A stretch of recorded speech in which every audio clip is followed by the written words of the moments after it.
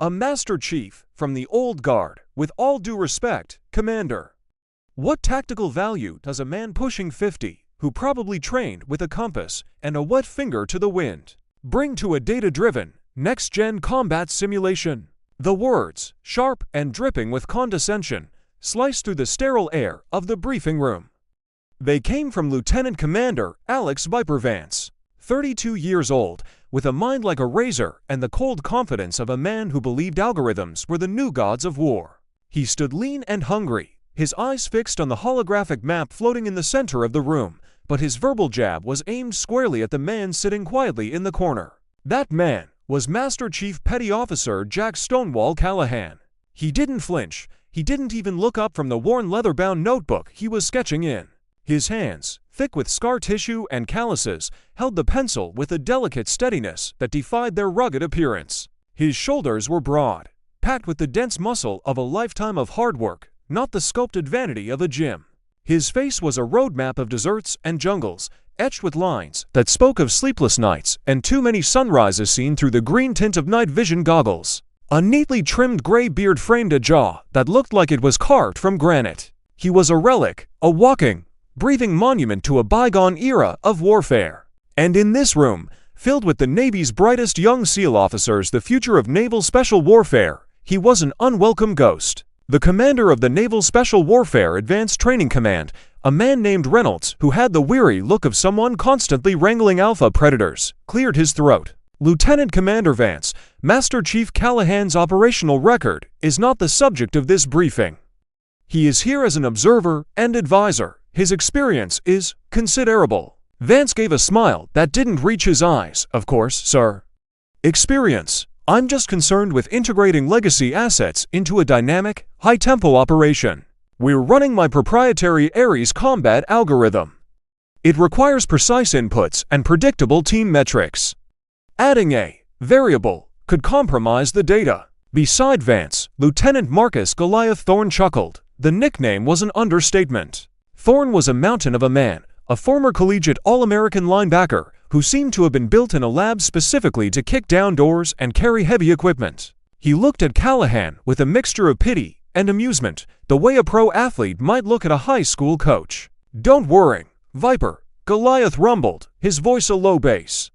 "We'll make sure the old-timer stays out of the way. Maybe he can make us coffee." The other young officers in the room, all lieutenants and Lieutenant JGs from SEAL Teams 1 and 3, snickered. They were Vance's disciples. They believed in the numbers, in the drones, in the satellite uplinks and biometric sensors that promised a bloodless, efficient future for combat. To them, Jack Callahan wasn't a legend. He was a liability, a story their fathers might have told them, but one with no place in their reality. Callahan slowly closed his notebook. The quiet snap of leather echoed in the sudden silence. He lifted his head, and for the first time, his eyes met Vance's. They were a pale, piercing blue, the color of a winter sky over the ocean. They held no anger, no indignation, just a deep, profound calm that was more unnerving than any rage. "Don't worry about me, Lieutenant Commander." Callahan's voice was a low, gravelly tone, like stones rolling in a slow tide. "I know how to stay out of the way." The briefing continued, but the battle lines had been drawn. The exercise was set to begin at 04:00 the next morning. It was a full-scale hostage rescue simulation at La Ciudad, a sprawling, multi-million-dollar training facility in the Nevada desert designed to mimic a dense urban block in a hostile Middle Eastern city. Vance's Alpha team, comprising himself, Goliath, and 4 other hand-picked young SEALs, would be the primary assault force. Their mission: infiltrate the city, locate and rescue a high-value hostage played by seasoned instructors and exfiltrate, all before a simulated bomb detonated. The opposition would be a team of Marsoc Raiders, elite Marines known for their tenacity and unconventional tactics. They were the perfect sparring partners. And tacked onto Alpha Team, like an unwanted appendage, was Master Chief Callahan. He wasn't given a weapon, just a radio and a tablet displaying the Ares feed, which he ignored in favor of his notebook. His role was simple: observe, advise, and most importantly, stay out of the way. As the officers filed out, buzzing with energy and confidence, Commander Reynolds held Callahan back. "Jack," he began, his voice low. "You don't have to do this. I can reassign you." Callahan offered a rare, small smile. They need to see, Bill. Reading about it in a book and feeling it in your bones are two different things. They're smart, they're strong. But they're about to walk into a storm they can't predict on a computer. Reynolds sighed. Just try not to break them too badly. Callahan picked up his simple rucksack, a stark contrast to the high-tech gear the others were prepping. It's the storm that breaks you, Bill, not the old man who tells you it's coming. The Perdon air in the Nevada desert was cold enough to steal the breath from your lungs. Under the cold, indifferent light of a million stars, La Ciudad loomed like a phantom city. Its concrete buildings and narrow, winding alleyways were shrouded in an expectant silence. This was the Crucible. Alpha Team moved like wraiths. They were a symphony of disciplined, high-tech motion. Every piece of their gear was state-of-the-art, from the whisper-quiet motors on their reconnaissance drone to the biometric sensors woven into their combat shirts, feeding real-time data back to Vance's wrist-mounted tactical computer. They were fast, they were efficient, they were deadly. And trailing 50 feet behind them was Master Chief Callahan. He moved with an economy of motion that made him seem to glide over the ground. While the younger SEALs were a flurry of controlled, explosive energy, Callahan was like water. He flowed through the shadows, his steps making no sound, his presence all but erased from the environment. He didn't look at the tablet he'd been given. His eyes were scanning everything else. The rooftops, the alleyways, the dust on the ground. Vance's voice crackled in their earpieces, a calm, clinical whisper. Ares indicates primary entry point is clear. Thermal shows to sentries on the roof of the adjacent building. Bravo target. They're static. Goliath, you're on point. Silent breach on my mark. Hoo-yah, Goliath grunted. From his position, Callahan could see the two sentries. They weren't static. He could see the faint, rhythmic glow of a cigarette being lit and extinguished. He could see the subtle shift of a rifle barrel as one of them scanned the street below. The thermal imager, designed to pick up heat signatures, was being fooled by the cold night air and the thick, traditional robes the insurgents were wearing. It registered them as indistinct warm blobs, not as alert, thinking men. Callahan keyed his radio, a simple, one-click private channel to Vance. Viper, be advised. Rooftop sentries are active, not static. One is smoking. The reply was laced with impatience. Negative, Master Chief. Ares thermal is clear. They're cold. We're proceeding. Stay back and maintain observation. Callahan didn't argue. He simply watched. He saw Goliath and another SEAL, Jester, reach the designated breach point, a steel door at the base of the building. Goliath placed a small breaching charge. The plan was a silent pop that would blow the lock without making a significant noise. But as Goliath reached for the detonator, a single, almost casual shot rang out from the rooftop. A high-velocity paint round, the simulation's equivalent of a bullet, smacked squarely into Jester's helmet with a loud crack. Red paint exploded across his visor. An automated voice in their comms announced, "Jester, Kia, return to base." The ambush was sprung. Muzzle flashes erupted from a dozen windows that the Ares system had marked as empty. Paint rounds stitched the air where Alpha Team had been standing just seconds before. Contact front. Man down, Jester's hit. Vance's voice was sharp, cutting through the initial chaos. Fall back, pop smoke, reroute to secondary ingress, alleyway Charlie. The team reacted instantly, their training taking over. They fell back behind the cover of a burned-out car, throwing smoke grenades that hissed and filled the street with a thick white cloud. They were good, incredibly good, but they had walked into a trap that their infallible system had failed to see. From his vantage point, Callahan watched the Marsoc team repositioning. They weren't just shooting randomly, they were flanking, moving with a fluid, predatory grace. They were hurting Alpha Team, pushing them exactly where they wanted them to go, towards alleyway Charlie. Callahan keyed his radio again. Viper, negative on Charlie. It's a kill box. They're pushing you into it. Master Chief, I'm looking at the schematic right now. Vance's voice was strained, the first crack in his icy composure. Ares shows 3 viable escape routes. Charlie is the most direct. The map isn't the territory, son. Callahan's voice was low and steady. Look at the dust on the ground at the mouth of that alley. No scuff marks, no boot prints. It's too clean. They've swept it. They're waiting for you in there. There was a pause. For a moment, the only sounds were the ragged breathing of the SEALs and the distant, mocking shouts of the Marine role-players. "Goliath, what's your status?" Vance demanded, ignoring Callahan. "Pinned down. They've got the whole street zeroed. We have to move. Go for Charlie. On my mark." Callahan sighed softly, a quiet, sad sound. He watched as the team broke cover, sprinting under the concealment of the smoke towards the dark, inviting maw of the alleyway. The moment the first SEAL's boot hit the entrance, the world exploded. Simulated IEDs, triggered by pressure plates the Ares ground-penetrating radar had missed, erupted in flashes of light and deafening bangs. From concealed positions above, the Marsoc team opened up with a merciless, cross-locking field of fire. Two more of Vance's men went down in a hail of paint. Spectre, Kia, Reaper, Kia. The remaining three, Vance, Goliath, and a young comms specialist named Echo, stumbled into the alley, finding themselves in a death trap. It was a narrow corridor of death, with no cover and no way out but the way they came in. "Damn it," Goliath roared, laying down a stream of suppressive fire that was met with an overwhelming volley in return. Vance was frantically tapping at his wrist computer, his face pale in its glow. The system. This isn't right. The intel was solid. The schematics were perfect. He was talking to himself, his voice bordering on panic. The god of algorithms had failed him.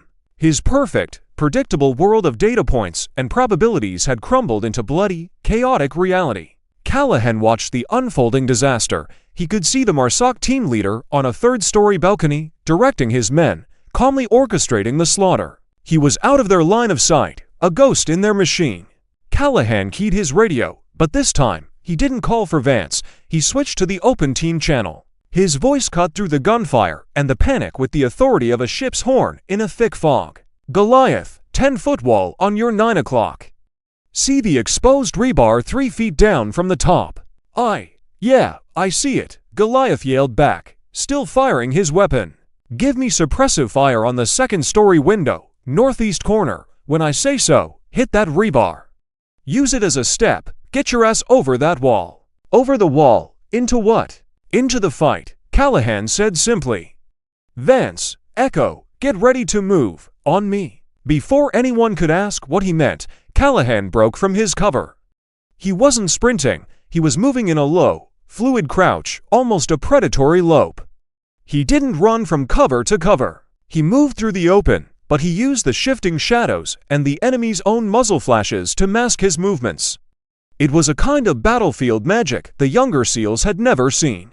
He was there, and then he wasn't. He reached the mouth of the alley just as Goliath unleashed a furious burst of fire at the designated window. "Now, Goliath, go!" The giant SEAL holstered his rifle, took to powerful strides, and launched himself at the wall. His boot caught the rebar, and with a grunt of pure power, he vaulted himself over the top, disappearing from view. The Marsoc team, surprised by the unexpected maneuver, shifted their attention for a split second. It was all the time Callahan needed.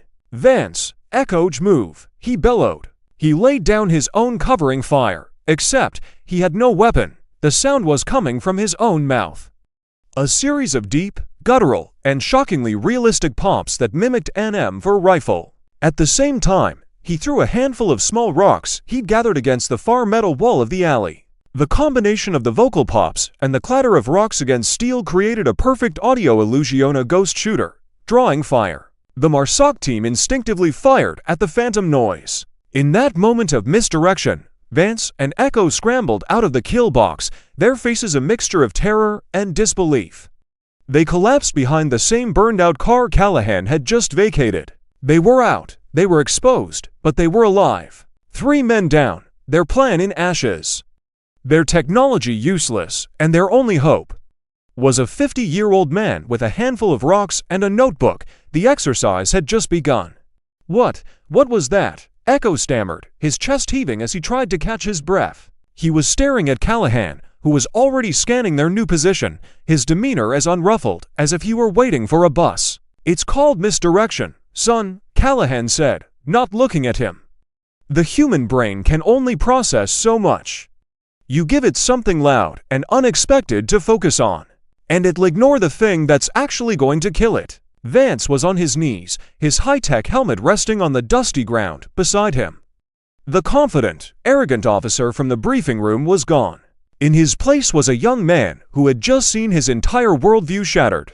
"They knew," Vance whispered, his voice hollow. "They knew every move we were going to make. The Ares system is compromised. It has to be." Callahan knelt beside him. He didn't offer sympathy. He offered a hard truth. "The system isn't compromised, Lieutenant Commander. It's just a tool. And you leaned on it so hard you forgot how to stand on your own 2 feet. Your algorithm predicted what a team of SEALs should do. It didn't predict what a team of pissed-off Marines would do. They didn't hack your code, they hacked your head. They knew you'd be predictable because you trusted the machine more than your own eyes." The words hit Vance harder than any paint round.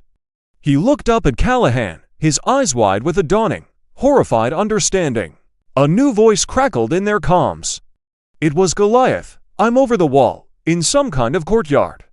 Multiple tangos converging on the alley. What are your orders, Viper?" Vance was silent. He stared at the red icons on his wrist display, representing his fallen teammates. He had no orders. His plan was gone. His script had been torn to shreds. He was lost. Callahan saw the paralysis setting in, the dreaded moment in combat when a leader's mind shuts down. He put a firm hand on Vance's shoulder. "Breathe, son, just breathe. You're still in the fight. We're all still in the fight." He then keyed his own radio. "Goliath, this is Stonewall. Talk to me. What do you see?" "I see a butcher shop." Goliath's voice was tight with tension. "Smells like it, too. There are animal carcasses hanging everywhere. 2 tangos moving through my position. I'm hidden behind a meat locker." "Good." Callahan's voice was calm, a steadying anchor in the chaos. "Stay put. Don't engage. Be my eyes." He turned to Vance and Echo. "Give me your sidearms." They stared at him.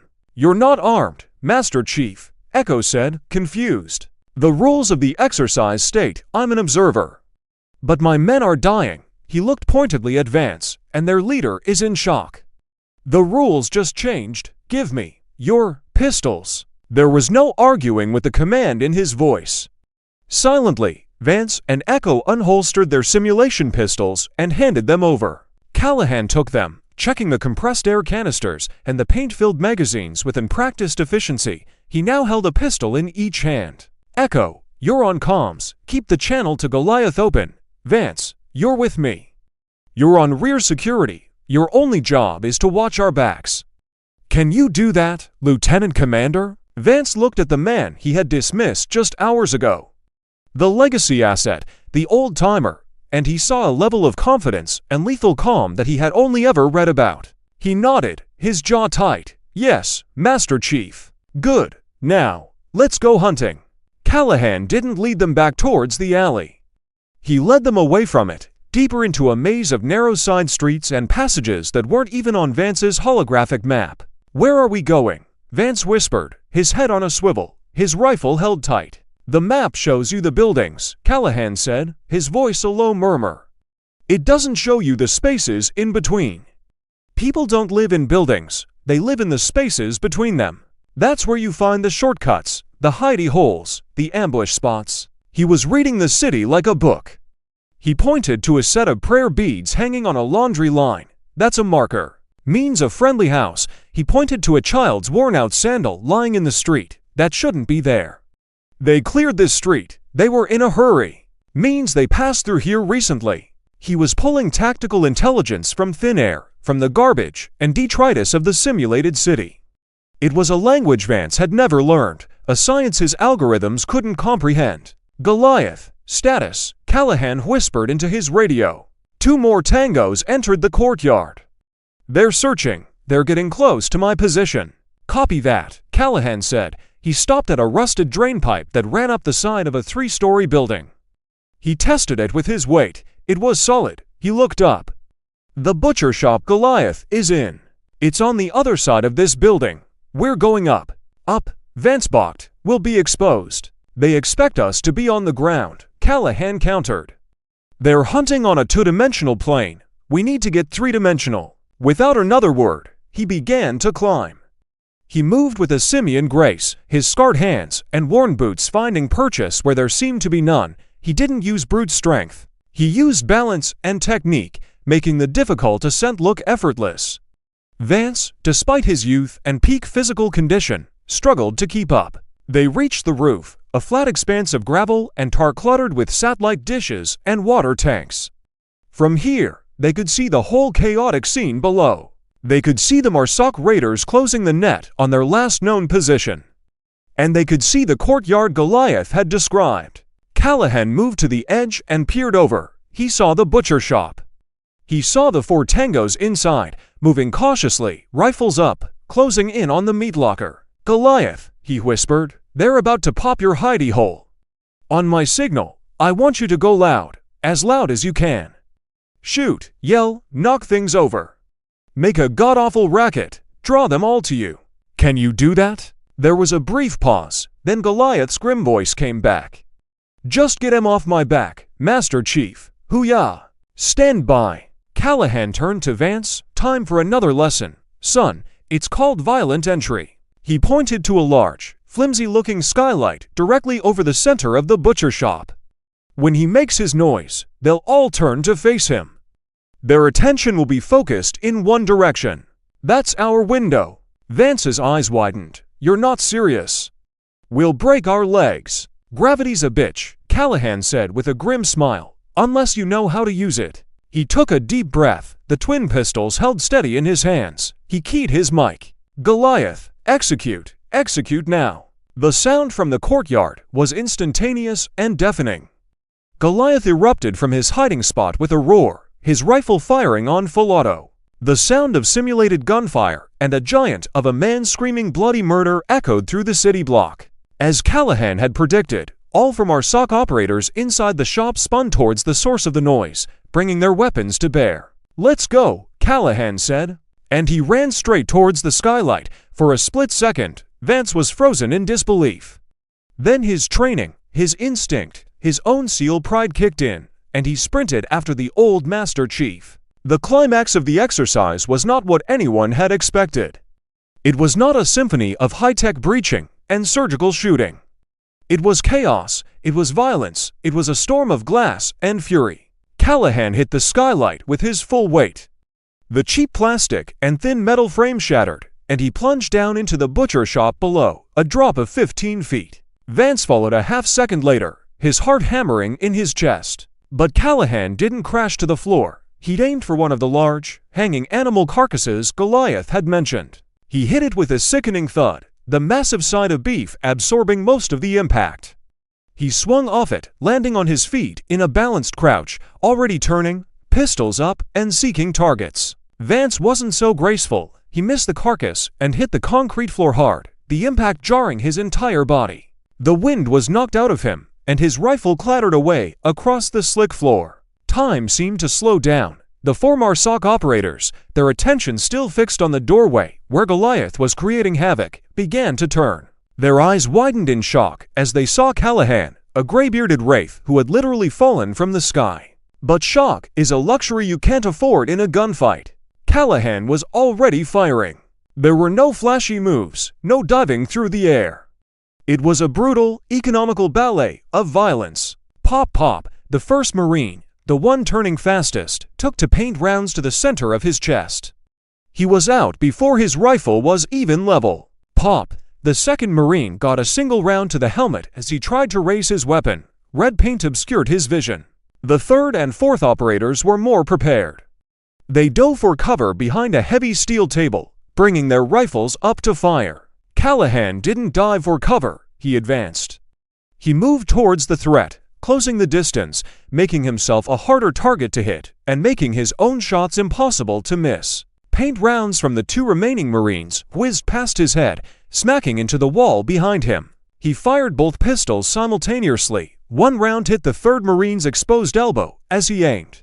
The man grunted in simulated pain and dropped his rifle. The other round ricocheted off the steel table, a calculated bank shot, and struck the 4th Marine square in the side of his neck. For targets, for down, the entire engagement had lasted less than 5 seconds. Silence descended on the butcher shop, broken only by the ragged gasps of Vance on the floor and the continued, triumphant roaring of Goliath from the doorway. Goliath burst in, his rifle sweeping the room, a wild look in his eyes. He saw the 4 red-splattered bodies on the floor, he saw Vance struggling to get up, and he saw Master Chief Callahan standing calmly in the center of the room, reloading the 2 pistols with fresh magazines. He wasn't even breathing hard. "Holy," Goliath whispered, his voice filled with a reverence that hadn't been there before. Callahan looked at him, his pale blue eyes unblinking. "Status report, Lieutenant." Goliath snapped back to reality. Courtyard is clear, Master Chief. I think that was all of them." "No," Callahan said, his eyes already scanning the shadows. "That was too easy, that was just the welcoming party. The team leader's not here." He pointed towards a heavy, refrigerated door at the back of the shop. "That's where the hostages are, and that's where he's waiting for us." Vance finally got to his feet, grabbing his rifle. His body ached, but his mind was searingly clear. He looked at the carnage. He looked at the impossible feat their observer had just pulled off. Everything he thought he knew about warfare, about what it took to win, felt like a childish fantasy. He looked at Callahan, who was now listening intently at the heavy steel door. "Master Chief, what's the plan?" The question was a surrender. It was an admission of defeat and a plea for guidance. It was the first time he had asked for help instead of giving an order.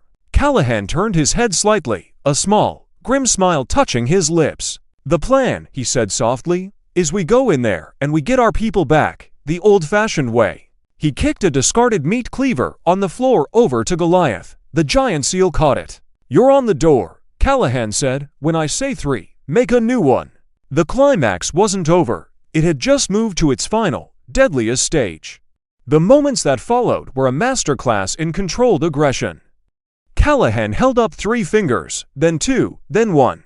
On the final count, Goliath, with a primal roar, swung the heavy meat cleaver like a baseball bat.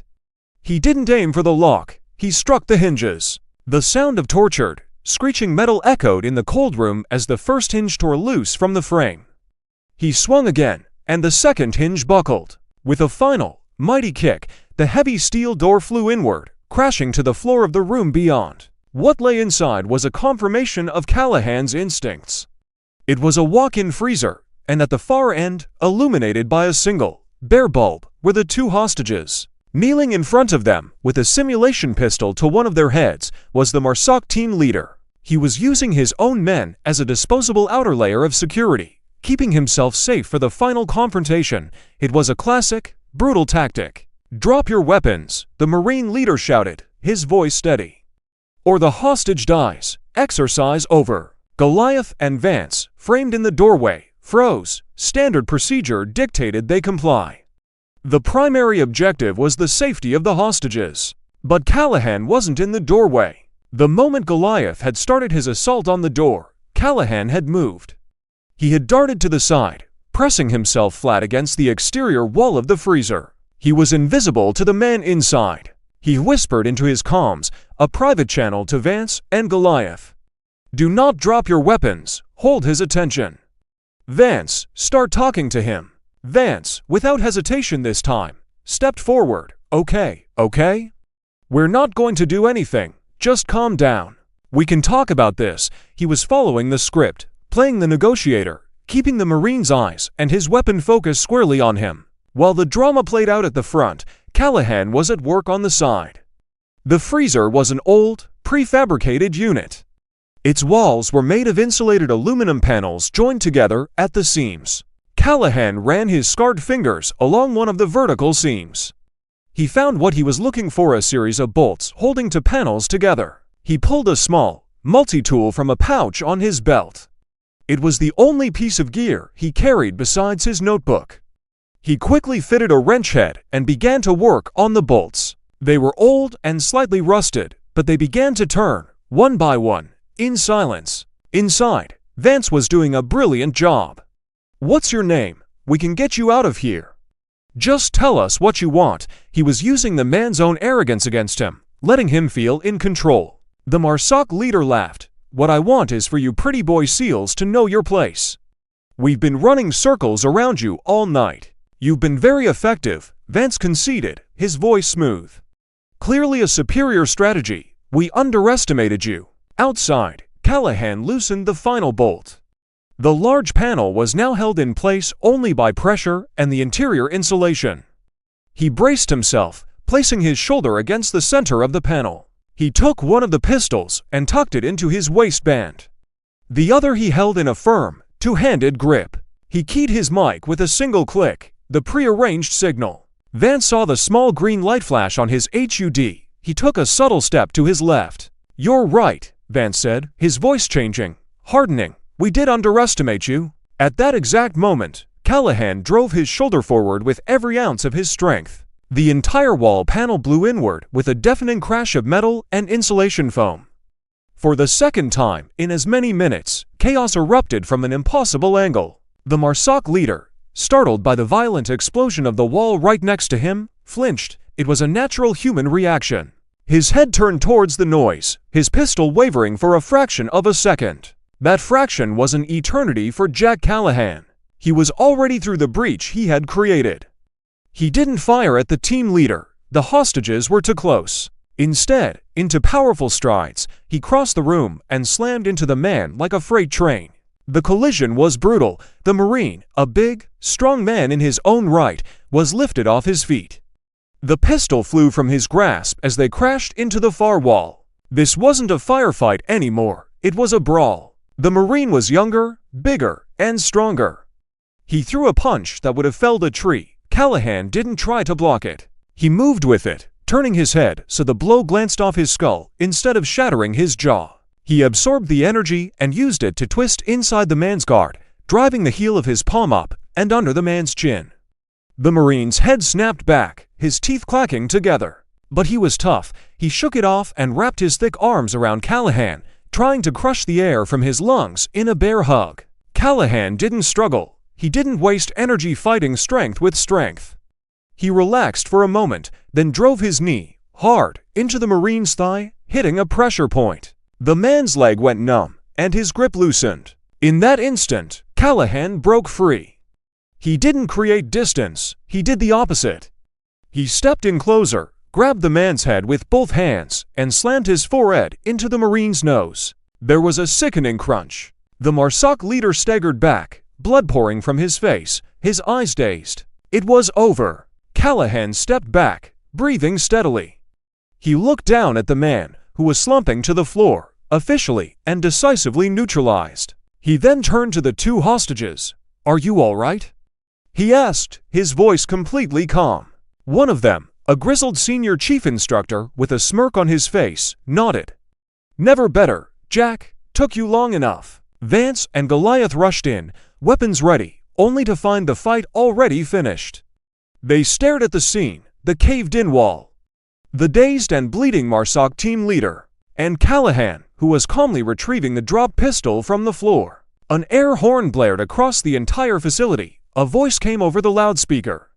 "Endux, Endux, Endux, exercise is now complete." Vance slowly lowered his rifle. He looked at the chaos around him. He looked at his two remaining team members. And he looked at the old Master Chief who had single-handedly saved them from a catastrophic failure. The simulation was over. The real lesson was just about to begin. The debriefing room was a world away from the dust and simulated violence of La Ciudad. It was cold, sterile, and silent. The air hummed with the quiet whir of servers and air conditioning. On the main screen, a play-by-play of the entire exercise was being displayed, compiled from dozens of camera angles and sensor data. It was an unflinching, brutal accounting of Alpha Team's failure. Commander Reynolds stood at the front of the room, his face an unreadable mask. The MARSOC team, now cleaned up and out of their role-playing gear, sat on one side, looking smug. Vance, Goliath, and Echo sat on the other, their faces grim. Callahan sat in the same corner he had been in that morning, his leather notebook open on his lap. He hadn't said a word since they left the training facility. "Lieutenant Commander Vance," Reynolds began, his voice dangerously quiet. "Your proprietary Ares system predicted a 97% probability of mission success. Your team, handpicked for their synergy with your data-driven approach, was rated as the most effective assault unit in this command. Yet, in the first 10 minutes, you lost 50% of your men. In the next 10, you were cornered, cut off, and completely ineffective. You were, to put it bluntly, systemically dismantled. Explain. Vance stood up. His uniform was still stained with dirt and sweat. His face was bruised, but the arrogance was gone, replaced by a raw, painful humility. "There's no explanation, sir," he said, his voice clear and steady. "No excuses. I failed. My system failed. I relied on technology to the point of blindness. I saw the battlefield as a set of predictable data points, and I ignored the human element. I ignored the enemy's ability to adapt, to be creative, to be utterly ruthless." And he paused, turning his head to look directly at Callahan in the corner. "I ignored the wisdom and experience of a man who tried to warn me. I was arrogant, and my arrogance almost got my entire team killed. The mission was a failure on my part. The only reason the hostages were recovered, the only reason the three of us are not listed as Kia, is because of Master Chief Callahan." A murmur went through the room. The young SEALs, Vance's disciples, looked shocked. The MARSOC operators leaned forward, their interest piqued. Commander Reynolds' gaze shifted to Callahan. "Master Chief, do you have anything to add?" Callahan slowly stood up. He walked to the front of the room, not with a swagger, but with the quiet dignity of a man completely comfortable in his own skin. "Lieutenant Commander Vance is being too hard on himself," Callahan began, his gravelly voice filling the room. "He didn't fail, he learned. There's a difference. His system, the Ares system, is a powerful tool. It gives you an understanding of the terrain, of enemy numbers, of probabilities, that I could only have dreamed of when I was a lieutenant." He turned to Vance. "Your mistake wasn't in using the tool. Your mistake was letting the tool use you. You looked at the screen so hard you forgot to look up at the world. You listened to the machine so intently you forgot to listen to your gut." He then turned to the rest of the room. "Warfare is not a clean equation. It's a messy, human business. It's about fear, and courage, and deception, and desperation. No algorithm can ever predict what a man will do when his back is against the wall. No drone can see the intent in an enemy's eyes." He paused, letting the words sink in. "I did nothing today that any of you couldn't have done. I just used my eyes. I saw the cigarette, but that told me the sentries were alert. I saw the clean dust that told me an alley was an ambush. I used basic human psychology to create a diversion. I used knowledge of building construction to create a new door. This isn't some ancient, forgotten magic. It's fieldcraft, it's the fundamentals. The technology you have now is a force multiplier. It should be layered on top of the fundamentals, not used as a replacement for them." He looked back at Vance, and his expression softened. "You have a brilliant mind for strategy, son. Goliath has the heart of a lion, and your team is fast and lethal. But you fight like you're in a laboratory. You need to learn to fight in the mud." The room was completely silent. Every person, from the youngest SEAL to the MARSOC commander, was captivated. Commander Reynolds finally spoke, his voice filled with a respect that had been absent before. "Thank you, Master Chief. Your advisor role has been noted." He then looked at the screen, which was frozen on an image of Callahan mid-climb up the drainpipe. "Just for the record, Jack, where did you learn to do all that?" Callahan allowed himself a small, wry smile. He reached into his pocket and pulled out not a wallet, but a small, tarnished insignia. He tossed it onto the briefing table. It landed with a soft metallic click. It was the trident of a Navy SEAL, but it was different. It was black, and at its center was the unmistakable image of a tomahawk. It was the insignia of the Naval Special Warfare Development Group, DevGru, commonly, and incorrectly, known to the world as SEAL Team 6, but this was an older version, an original. "I was one of the first," Callahan said quietly, "plank owner. Back when we were just an idea a man named Marcinko had. We didn't have drones or satellites, we had boots, rifles, and each other. We learned to fight in the mud because the mud was all we had." A wave of shock and awe washed over the young officers. They were looking at a living legend. Not just an old Master Chief, but a founding father of the very unit they all aspired to one day join. The Stonewall nickname wasn't just a quaint moniker. It was a piece of history they were only now beginning to understand. The man they dismissed as a relic had helped write the book they were all trying to follow. Vance stared at the insignia, then back at the man. He finally understood. He hadn't just been in the presence of an experienced sailor, he'd been in the presence of greatness. And he had been blind to it.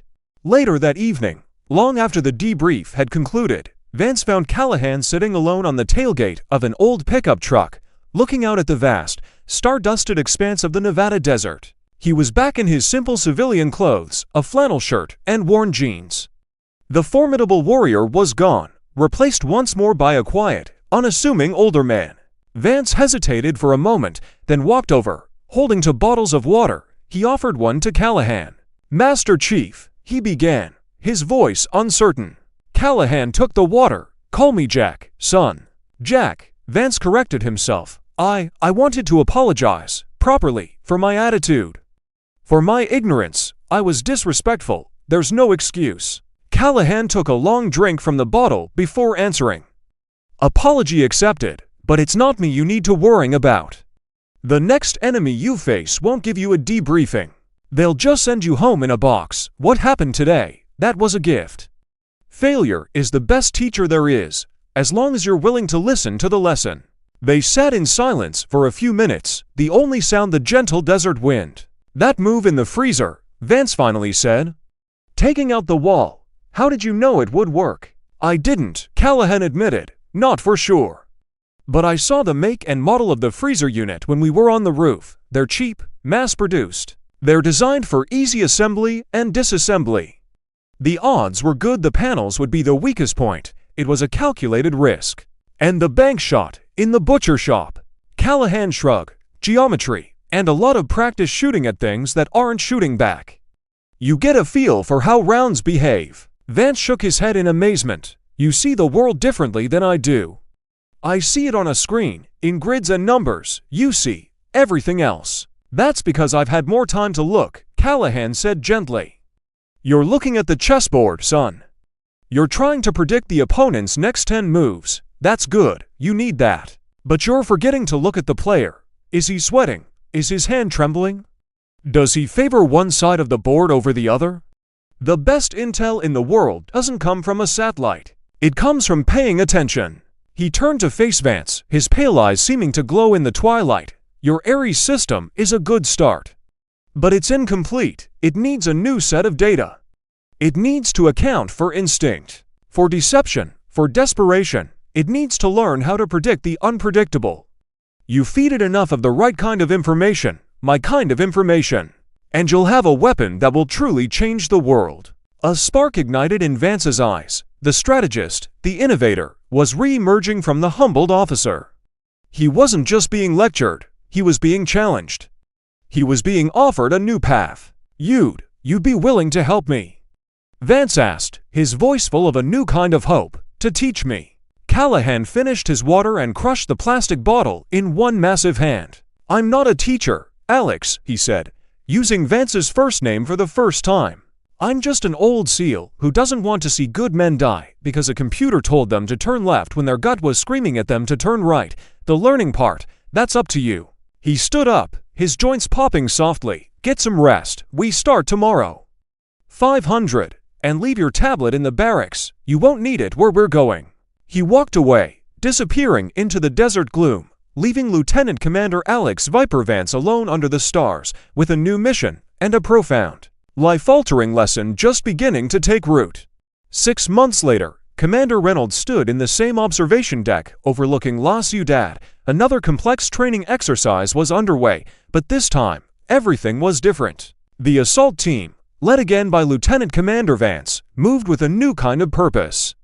They still had the technology, the drones were still in the air, the biometric sensors were still active, but they weren't leading the charge, they were supporting it. Vance's voice on the comms was still calm and clinical, but it was punctuated with new kinds of questions. "Goliath, what's the ground feel like or any vibrations? Echo, what do you hear? Forget the directional mix, just use your ears. What does the city sound like?" The team moved slower, more deliberately. They paused to read the atmospherics that Callahan had taught them about. They noticed the absence of birds, the smell of cooking where there should be none, the way a curtain moved in a window that was supposed to be empty. The Ares system was still running on Vance's wrist, but now it was a tool, not a crutch. He cross-referenced its data with the real-time human intelligence his team was gathering. When the algorithm suggested a direct route and Goliath reported a bad feeling based on the unnatural silence of the street, Vance trusted his men. They found another way. They bypassed the ambush that the system would have led them into 6 months prior. At a critical moment, faced with 2 identical buildings where the hostage could be, the technology was stumped. The heat signatures were the same. No electronic emissions, it was a 50-50 guess. "Stonewall, you on channel?" Vance asked quietly. Callahan's voice, patched in from his advisory role back at the command center, came back instantly. "I'm here." To targets, identical intel, the coin toss. "What do you see?" There was a pause as Callahan zoomed in on the satellite feed. "Look at the roof of the building on the left," he said. "See the flock of pigeons?" "Affirmative," Vance replied. "Now look at the building on the right. No pigeons. Not a single one on the roof or the ledges." "So, pigeons are prey," Callahan explained. "They don't roost where predators are hiding. The building on the right has snipers on the roof. Your target is in the building on the left." Vance didn't question it. "Hoo-yah, Alpha Team, we're proceeding to target left. On my mark." The rest of the exercise was flawless. It was a brutal, efficient, and intelligent display of modern special operations warfare's perfect synthesis of man and machine. That day, a story began to circulate through the elite circles of the Navy SEALs. A story about a cocky young officer and his supercomputer, and the old Master Chief who taught them both that the most powerful weapon in any arsenal is the human mind, sharpened by experience. The lessons from that single, failed exercise became legendary. And they can teach us all something vital. First, never judge a person by their cover. The quiet old man in the corner might just be the one who built the entire building. Experience isn't just about age, it's about mileage. Second, technology is a powerful servant, but a terrible master. It should augment our own abilities, not replace our own judgment. The moment we stop questioning the machine is the moment we become vulnerable. Third, true leadership isn't about having all the answers, it's about humility. It's about knowing when to listen, when to learn, and when to trust the hard-won wisdom of those who have walked the path before you. And finally, the fundamentals always matter. In warfare, in business, in life, the basics are the foundation upon which all success is built. Fancy techniques and complex strategies are useless if you haven't mastered the simple, timeless principles of your craft. This story serves as a powerful reminder that in a world obsessed with what's new, we must never forget the value of what's true. Now, I want to ask you a question. In your own life or career, have you ever encountered a Stonewall Callahan? Someone who was underestimated, but possessed a depth of knowledge that changed everything. Or maybe you've been the one who was overlooked. Share your story in the comments below. I read every single one, and your experiences give these lessons a powerful, real-world voice. And if this story resonated with you, if it made you think, please do me a favor and hit that subscribe button. Give this video a thumbs up and ring the notification bell. We're building a community here dedicated to powerful stories that don't just entertain, but also teach and inspire. Thank you for watching, and we'll see you in the next story.